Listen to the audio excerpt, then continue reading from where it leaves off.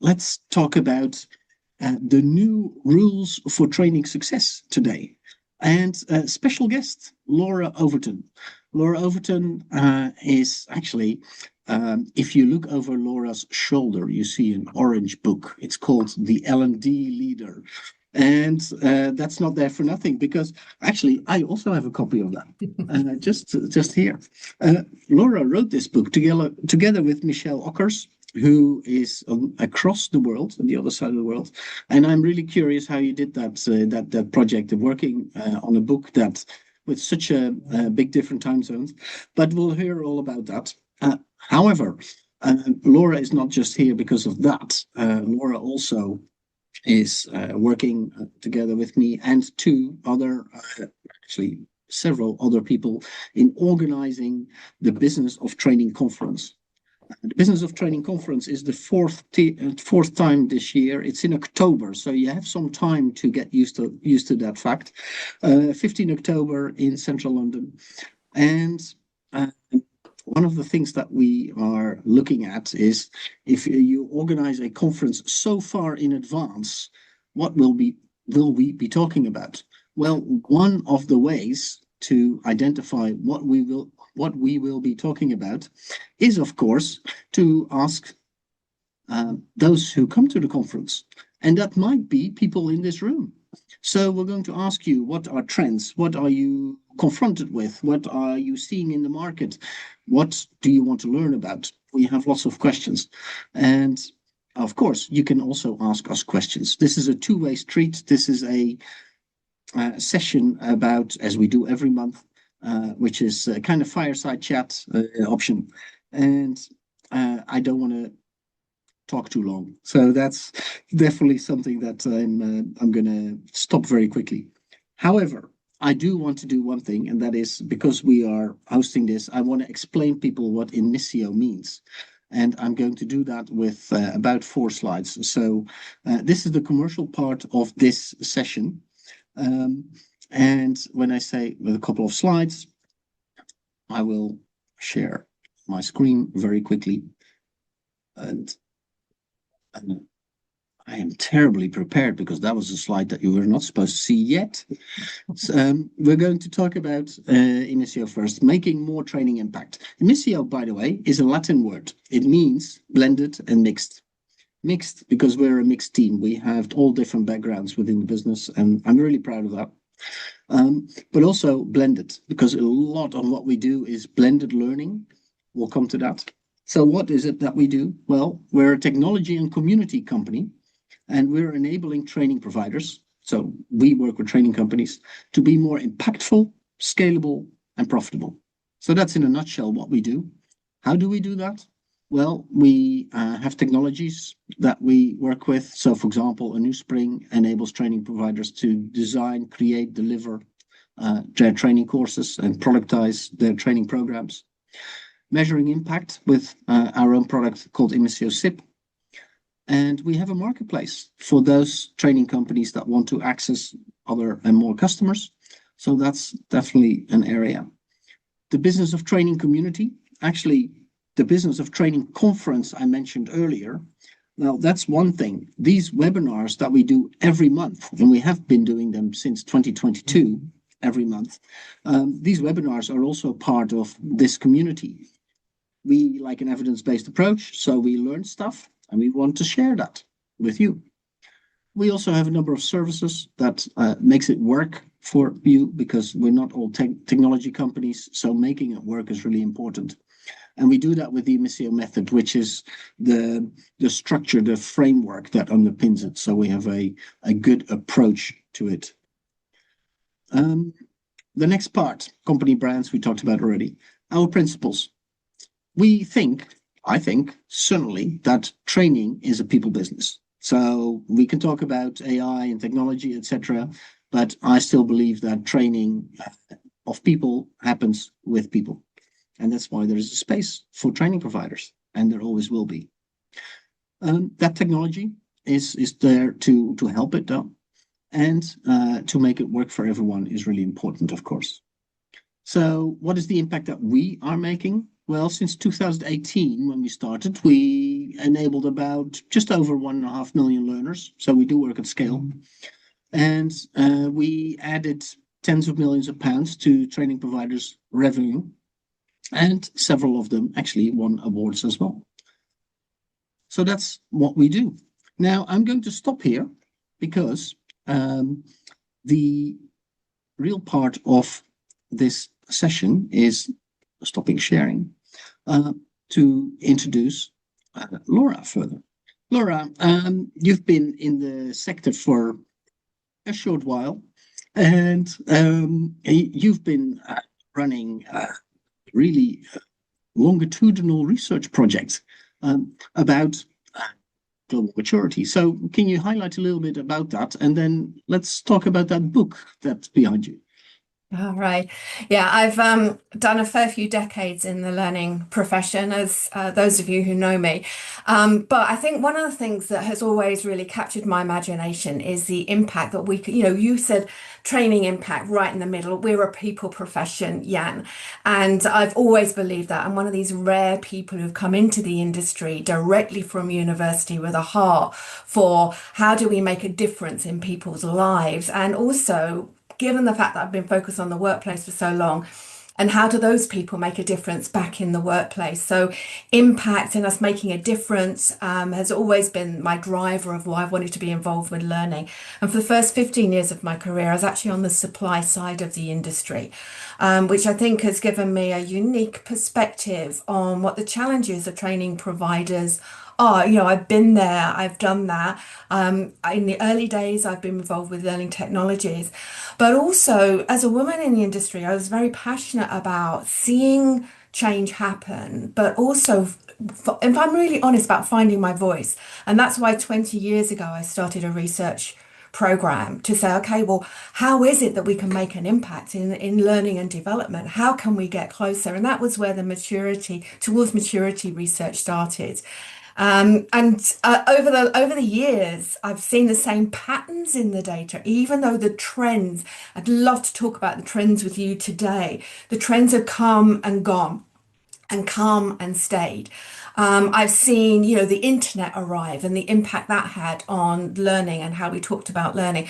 So, the smartphone, I was researching at that time when that came along, social, the use of Facebook, all of those types of things. And so AI has not been something that's been a surprise to me. It's just been the next thing. And the next thing after that is we don't know. Is it quantum? What is it going to be? What we know is that technology is going to be changing the way that we work, changing the processes of our work. And so I wanted to look, when I was writing this book, about how we can learn from the past in order to be able to anticipate and be ready to shape our own future. And so that's the thing that I'm really passionate about. And it comes down to calling this book the L&D Leader. It's because I think we need to be able to lead ourselves, regardless of what role we have in our organization.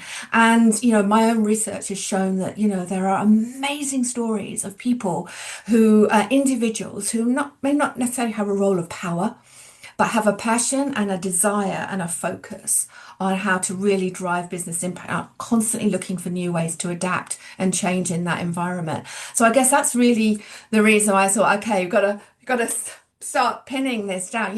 Is there anything that is consistent? Are there any principles that we can learn from that will help us learn to adapt and lead into the future rather than just be caught up in the past? Good intro. Thank you very much for that. And leading into the future, actually, I just made a note. We need to lead ourselves.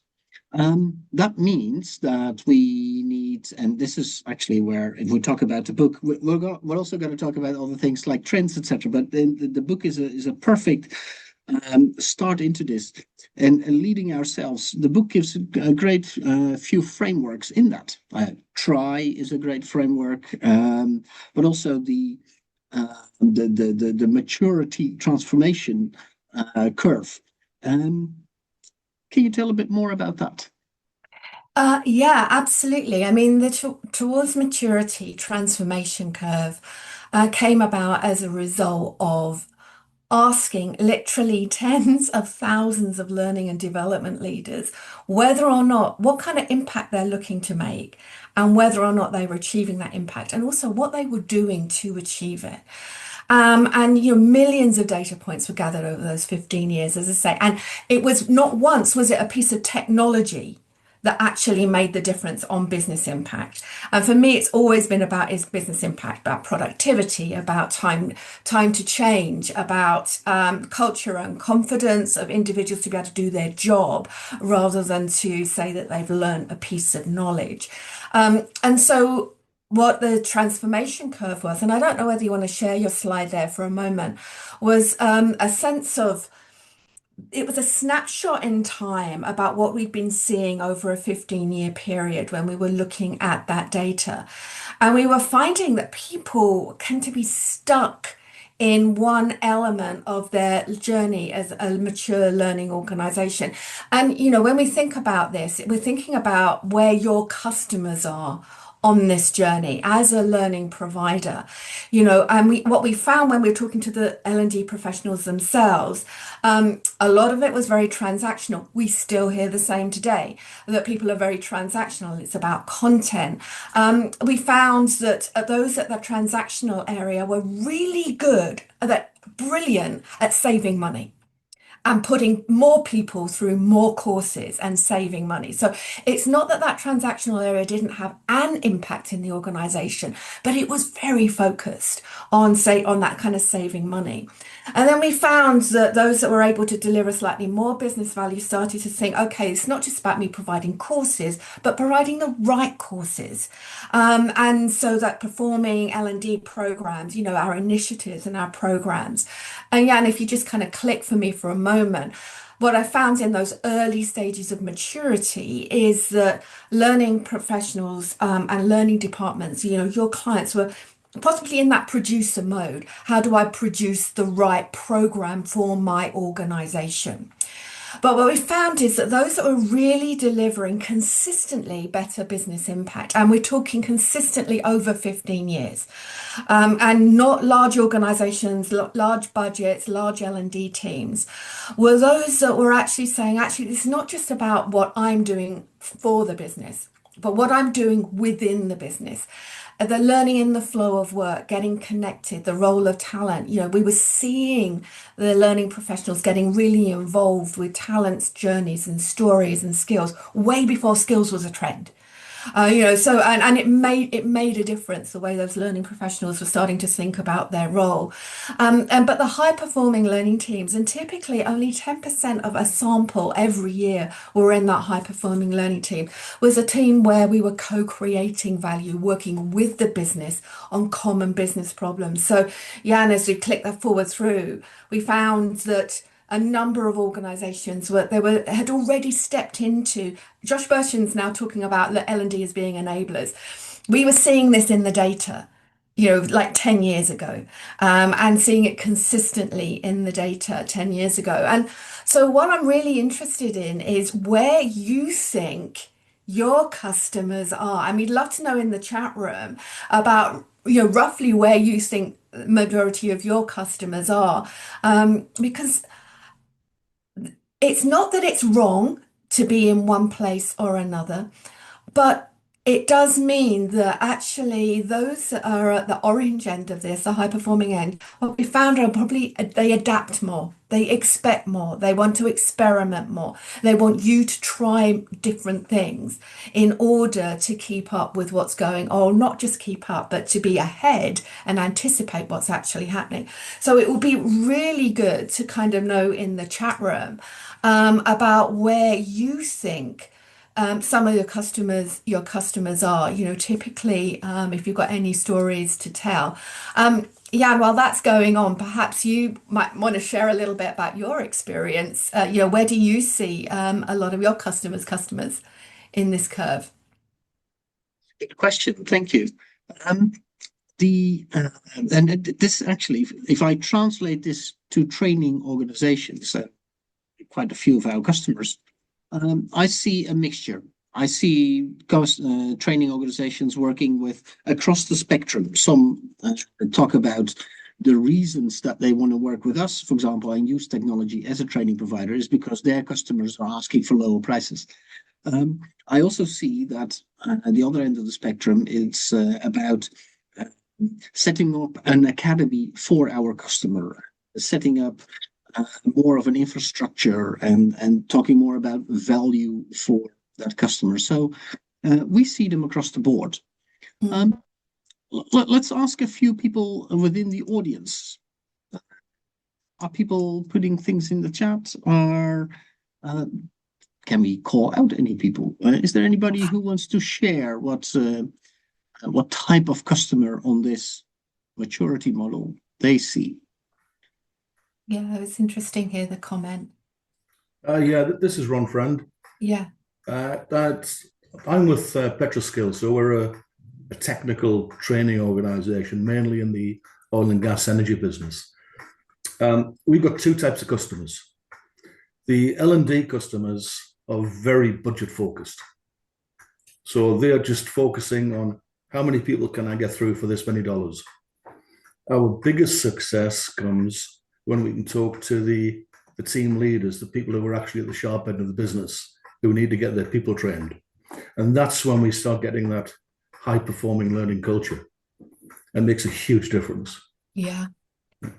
That really resonates with me, Ron, because what I found, what you're doing is by bypassing the L&D team, you're co-creating value with those technical teams. You're getting in there, you're working with them, you're understanding what's going on in that technical team. You're able to adapt your learning solution directly within that technical team. And that's such a brilliant example because they've got skin in the game, haven't they? Absolutely. You know, when they're connected with you around the same common business goal, they've got skin in the game and they're working with you in that environment. So it's really interesting to hear your observations on that. Mm. Thank you indeed. Is there an 80-20 rule in this? Is there, are there 80% of customers, are they transactional and 20% are legal at high value, or the other way around? Ron or other people have an opinion on that? Well, you know, it's interesting you say that. What we found is our public courses have gone down a bit. I think a lot of people's have it in our business, but the in-house courses are still strong. And it's those in-house courses that we can fine tune and customize to exactly what the client wants at the sharp end. Yeah. So I would say right now, for our business, about maybe 60% of our instructor-led training is in-house, and the rest of it is publics. And the public is, this is what we have, come take it whether you like it or not. Yeah. Yeah. Thank you. All right. And any other people in the room who would like to share? One of our good friends is here. He's from Ireland. Dermot, I know that you're working with several customers. What are your what's your experience in this? Yeah, well, I'm sort of new with the online. I'm still an old-fashioned kind of guy. I like to say stand in front of a room and work with people and give them what they want, in essence, provided you're working with it. But if I had to kind of say, I would say most of mine are kind of transactional in the sense that they have a need. They need to get people trained to a certain level, and they're sort of looking to see how can they do that with the least amount of cost, the least amount of effort. And what I am finding is that there's an interest, yeah, but the checkbooks are still staying closed. So therefore, I need to come up with a better way of freeing up some of them checkbooks and get some signatures to cross the bottom. But yeah, in fairness, what I'm doing online is completely different to what I would do in the classroom, because you have to work with the premise that those online are not possibly fully engaged with you, so you have to do something else. I keep going back to Sesame Street. I mean, they changed the whole learning and development back in the 60s by virtue of the fact they shortened the amount of time that they used for each interaction so that people stayed engaged. I think that's a huge learning I've had in the last 6 to 9 months, that online you have to kind of start thinking that way rather than, full length feature films. They don't work anymore. Mhm. I think that's a really interesting observation there because we do have to adjust and change. And I think that was one of the things, Dermot, that when I was looking at the data of the high performing teams, what was it that they were doing? And the way that they were working with their training providers, like with Ron, they were changing, the way that they were bringing programs in-house and thinking about that. But I think one of the really interesting things that came about in the research, and it was part of the principles that we found underpinning the high-performing teams, was the fact that the choices that they were making weren't being driven by the technology or the attention spans of people, but the way that individuals learn, and they were getting much more involved in the science of learning. It's one of the things that we've been looking at in the last two business of training conferences is, how is it that individuals learn? How do we make new connections in our brain? And part of it is making things shorter, but then it's also making things more applicable and helping people to apply them in between the small interventions. And that really helps us to rethink the way that we design the initiatives and the programs. So we're not thinking about the technology. And this is certainly one of the things that we've been looking at in writing the L&D Leader, those principles of really being digitally curious. What could technology deliver for us? Or how do we, Dermot, exactly to your point, how do we need to adapt in that space? But also with our roots deep into the way, the science of learning, how we as humans learn and grow and change. And I think that's one of the things that kind of really jumped out when we looked at the data of those L&D leaders. It wasn't that they were, I've got to go all micro learning or I've got to go online or whatever it is, but it's how do I understand how individuals learn, and do these new tools allow me to do some of that in a different and new way? So I really appreciate your comment there. Interesting points Yeah, here. the only one point I can add to that is at the end, and it is a little bit of a generational thing in the sense that if you're gearing your training towards the younger part of the market, they are much more flit, if that's the right word. They're so used to scanning and scanning and scanning without actually digging down in and reading what's in behind it, that it's kind of, what's the hook? You have to have a hook there to get them to drop down in and actually take the time to learn whatever it is you're trying to teach them. And that's kind of a little bit of what, as an old fellow, I'm trying to get my head around, because I'd be sort of much more into, digging down in so that I can understand it. But not everybody sort of thinks the same way as I do, unfortunately. I love that observation as well, because again, that's another thing that we bring out in the book is this. Jan talked about the try principles, and it's about tuning into who people are and what they are. And one of the things that I looked at in my own research, I did some research with about 50,000 learners, and I found that there wasn't this big discrepancy around age. But what there was that every one of them, and to your point, was that hook. Everyone who, regardless of their age, from apprentice to director, board level, were saying, actually, if we're going to do learning, we want it to be relevant. We want it to be timely and relevant to the job I need to do. And that they're the hooks, I think, that allow us to hook in. But we didn't find that there were any major differences in the way that different people were learning. Those generational boxes weren't necessarily there, which is why it's so vital to kind of tune in to where your customer is, because and also to look beyond ourselves. Beyond our past experiences into exactly what's happening in this customer. And then to Ron's point about, working in-house allows us to tune in a little bit more and to be open to some of those areas as well. So I think it's for me, understanding maturity is less about how do I move my customer from one level to another, but more about us. How do we learn those principles of maturity working with the customer? How do we demonstrate them? So how do we demonstrate tuning in? How do we demonstrate our ability to respond, to apply science in their context? How do we then continually look at the data for improving? That's the I of try. So there's, in some of the new rules for training success, we're talking about this in this current changing world, is about actually how do we apply the principles for each of our individual customers, and what does that look like in our kind of more broad curricula that we offer to the general public as well. So there's some of the things that I was finding out in the book there as well. But yeah, and what else are you seeing? Great, thank you. Actually, I was looking at the chat. Alex made a great point, and actually, Alex, you talked about co-design with your customer. Now, I'm very much a believer, and I think Laura, if I could speak for you, we talked about this many times. If you have the data, that will enable collaboration with your customer, and collaboration will turn into innovation together with your customer as well. So this is an important point. Alex, any comments on how you got to do some co-design with your customer? A lot depends on who you're working with. I mean, we take companies that want to do continuous improvement capability building.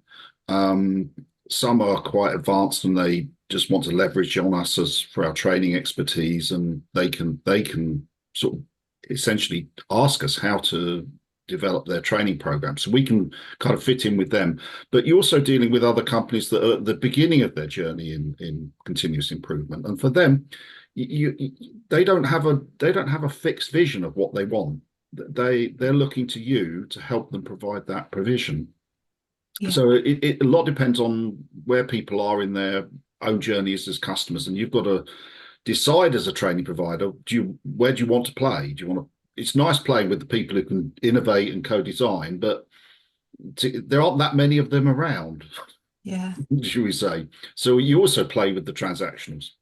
Yeah, absolutely, Alex. Because I think for me, that's exactly what maturity is about. It's about each of us helping each other move to become the best that we can possibly be. And if our customers are in that transactional area, it's how do we, I hadn't realized this is what I did when I was in the supply side, but apparently I'm a great fan of insight selling, the role of bringing something fresh and new to the customer.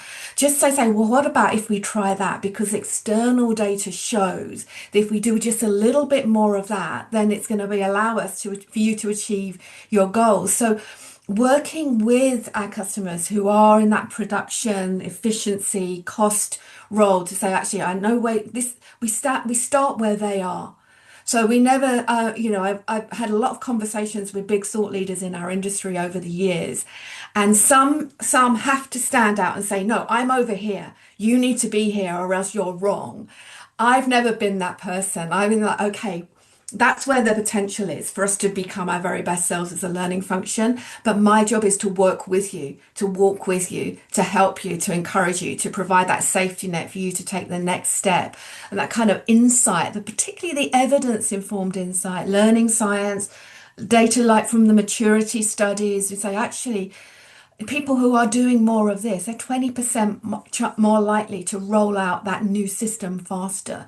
Is it worth us trying just something in order to get a small amount of that value? So it's using that evidence to encourage people where they are to take a little step. And I think that you create a safety net as training providers to help people think differently, Alex. So I really appreciate that comment that you're making there, because in fact, in the L&D Leader, we put a whole chapter in around working with training providers because we feel so passionately about this. It's not that people are just trying to sell to you, but the experience, Alex, Ron, Dermot, you're bringing to the room, the safety you're bringing to the room to help people try something a little step at a time. And when they do, they get a taste, they get more and more that they want to be able to achieve. So I really appreciate that reminder that we're here to help people on their maturity journey rather than to judge them or to complain that they're not at a place where we can drive more value and create more revenue. So thank you so much for reminding us about that. Okay. Now, I want to keeping an eye on the time, and we're having a great discussion, but we want to learn a little bit as well from the audience in this room. So I'm going to set some questions here, and we do that with the help of the technology here. So a few questions to talk about what trends you see, what questions you get. And just a bit, let's start a bit about the mood. What 2025 for some was a great year. What do you think how it's going to change? Is it kind of flat, same, maybe a little bit less than last year, maybe a bit better than last year, maybe much better, maybe much less? I don't know. What are people saying? We are getting some good answers here. Laura, just a quick check. Can you see the answers coming up on the screen or I can not? see the answers come up. It's really interesting because last year, I think a lot of people, I'm reading a lot of the prediction and the trends from last year, that it was a tough year. It was a tough year for jobs. It was a tough year for budget. It was a tough year for security of the people that we're working with. So it's not surprising me that quite a few people at the moment are saying it will be better than 2025. We're hoping it can't get a lot worse. And actually, no one is voting at the moment to say it will be worse than last year. And I think our sense of expectation, I think is really important here. If we expect that there are going to be openings, there are going to be little moments of light in our world, if we expect to see that, then we will see it and we'll be able to act on that. So it's really good to see that positivity kind of coming through in some of the results here. Absolutely. Melvin, absolutely. It's better to be, I think it's a Stockport syndrome, Melvin, about being realistically optimistic. And being conscious, and that's very much linked into that tuning into what's going on around us, but being realistically optimistic about what we can do today, what we can do tomorrow, rather than, sort of like it's going to be fabulous in a year's time. So I think it is absolutely good to have that optimism, Melvin. Excellent. Thank you. Let's ask another question. Shall we ask this one? If we are talking about new rules, what are customers actually asking you? So you can answer more questions, answer more than one if you like. I'm going to ask you up to two. So more programs, more learners. So that's positive. Proof. Of course, the price question always is in there. Shorter courses maybe, or maybe they don't ask you anything. That's also an option. If you have any other things that you see, please share it in the chat. Didn't think about that. Yeah. I think it's really interesting about if our customers aren't asking us for anything, just the course, just the catalogue. To me, that's an opportunity for potentially education, for different types of conversations when we're having, how do we pique curiosity in the fact that the world is changing? And I know we're going to be talking about a few trends that are impacting you, but using some of that trend data that's out there at the moment to stimulate that conversation with customers, because they can potentially be caught out. I see proof of impact being slightly the bigger topic there, which is interesting. That wasn't necessarily in the past the case. So I have two more questions, and I just want to make sure that we run through these questions, and then we're also going to share a few other trends. So it's not just you sharing things, it will also be us sharing things. This is a two-way street. So the next question, where do you learn? Because we teach others, we train others, but we also learn ourselves. Where do you go? Is it maybe your sector body? Maybe you're in a very specific industry where you learn from. Joe, you are the editor of Training Journal. in another research that I saw last year, Training Journal was mentioned by a lot of training providers as the source where they go to. Also, Training Magazine, but it was more Training Journal. Training Magazine, for those who don't know, is an American organization, and Training Journal, of course, the British version. Well, I was going to say not British version of Training Magazine. That's Training Magazine is the American version of Training Journal, isn't it? I love that you say that. There's room for everyone. There's lots of different organizations out there that do similar things to TJ. And it was really awesome that people came to TJ for information. I work really hard to try and get good information out there for a variety of audiences, whether you're an L&D manager, whether you run your own business, or if you're a manager thinking, what on earth do I do with my people? So hopefully there's something for you and maybe for your clients or for your clients' audience as well. And people are always welcome to write for me as well. Thank you, JJ. The writing is an interesting one. I'm certainly would love to share my 2 cents worth in Training Journal. One day my writing be up to scratch.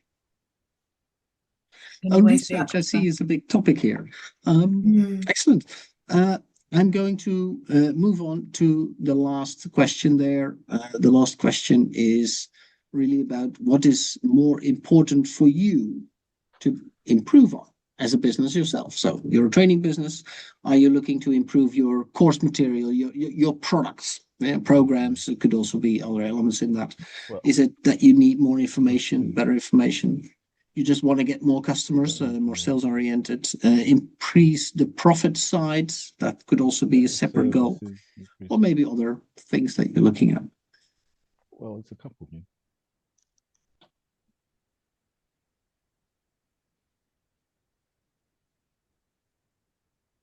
Laura, if you look at L&D, who are, let's say, the customers of the people in the room, what do you think they would answer on this if they had one choice? I think I combine it through with the earlier call about customers wanting more impact, more value. Because I think a lot of people are running scared because how can I prove that I can do more than AI?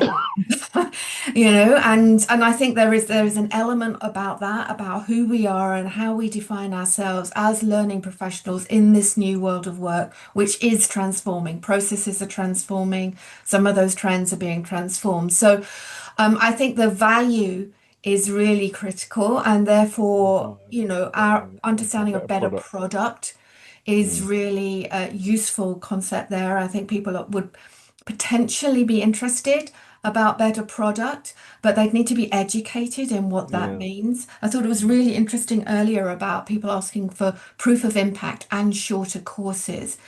And yet behavior changes when those longer programs, tiny interventions, but then with application, with learning transfer, with community are so vital.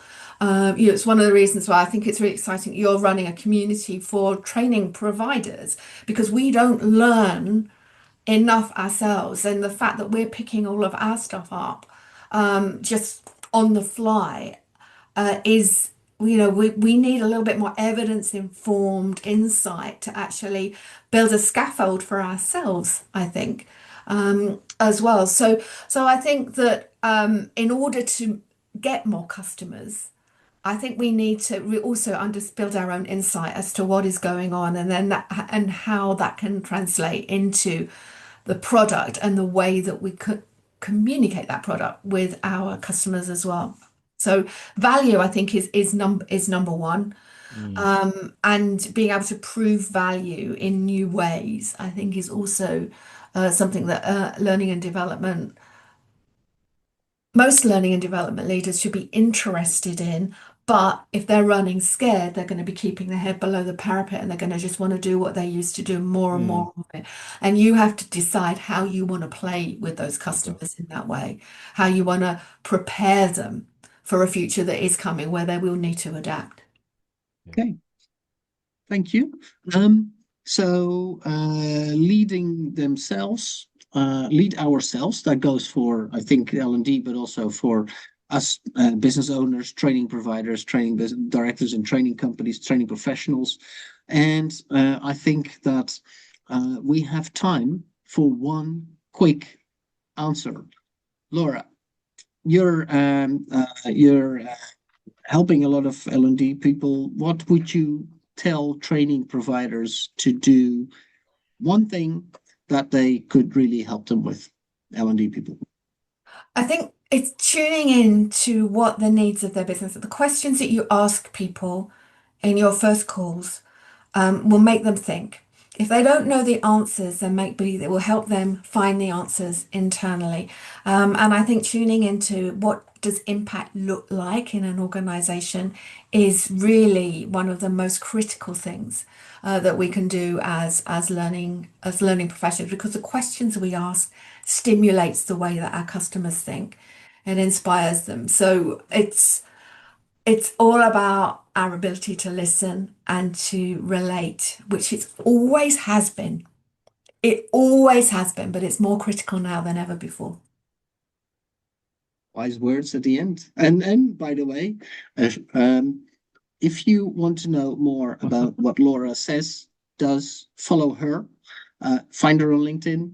And of course, if you want to read the book, which I'm doing, it's a great read. Thank you. And there is a discount.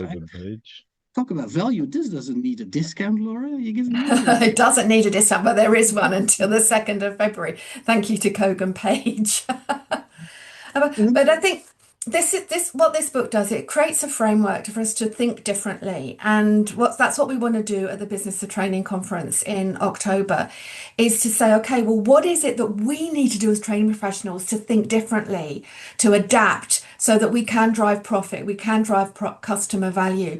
So offline, and when we share stuff on LinkedIn, let's keep that conversation going. And if you want to contact me directly to say, actually, this is what I need right now in order to ensure that my business can adapt, then please do, because we're thinking right now about how we can become leaders in our field and how we can support each other back in October as well. Thank you. Thank you, everybody, for joining. We are running out of time. We're going to say goodbye. Follow Laura. Tomorrow's email, which is to follow up, you will see Laura's LinkedIn, so you can follow her, and you will see more information to follow Emissio. I will see everybody at the next webinar. Till then. Thank you, everyone. Okay.